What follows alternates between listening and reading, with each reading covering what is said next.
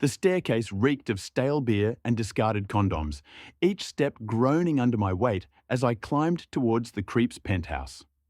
Penthouse was a generous term for the converted attic he'd somehow managed to snag. My pulse quickened, a mix of anticipation and dread churning in my gut. Anna had said to come, but Anna also had a knack for getting herself into situations she couldn't handle. Reaching the top floor, I didn't bother knocking, just pushed the door open and stepped inside. The air was thick with the smell of weed and cheap incense, a haze clinging to the low-hanging ceiling. There she was. Anna.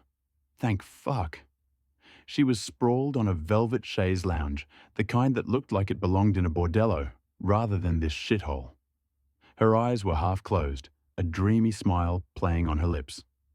She was wearing one of the creep's silk kimonos, the crimson fabric pooling around her like spilled wine, revealing a tantalizing glimpse of thigh. "Hey," I said, my voice rougher than I intended. Her eyes fluttered open, focusing on me with a slow, deliberate intensity that made my knob twitch. "You came," she purred, the word a breathy invitation. My gaze flickered to the figure slumped in the corner, barely visible in the dim light. Sam. Or rather, Tony Salmon, AWOL sailor and professional fuck-up. He was out cold, a bottle of something amber and potent lying on its side beside him. "He's a mess," I said, stating the obvious. Anna shrugged, the silk kimono sliding further off her shoulder, revealing the creamy curve of her breast. "He's always a mess. That's why I called you." My breath quickened. "Called me for what exactly?" She laughed, a low, throaty sound that vibrated through the room. "Company, protection, maybe a little distraction."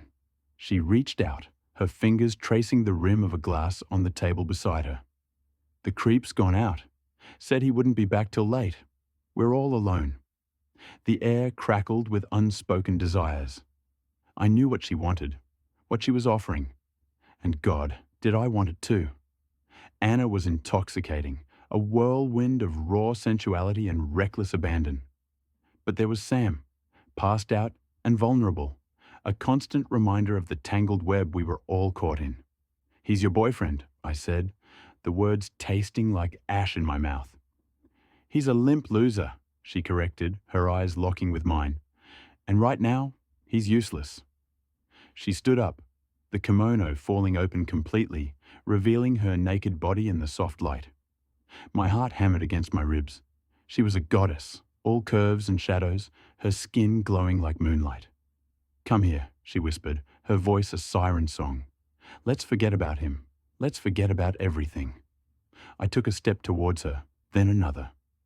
The scent of her perfume filled my senses, a heady mix of jasmine and something wilder, something untamed. I knew this was wrong. I knew it was a betrayal. But in that moment, with Anna's eyes burning into mine, I didn't care. All I cared about was the feel of her skin against mine, the taste of her lips on my tongue. The world narrowed, focusing on the heat between us, the promise of pleasure that hung heavy in the air. Sam could wait. The creep could wait. Everything could wait. Right now, there was only Anna, and the intoxicating pull of her desire.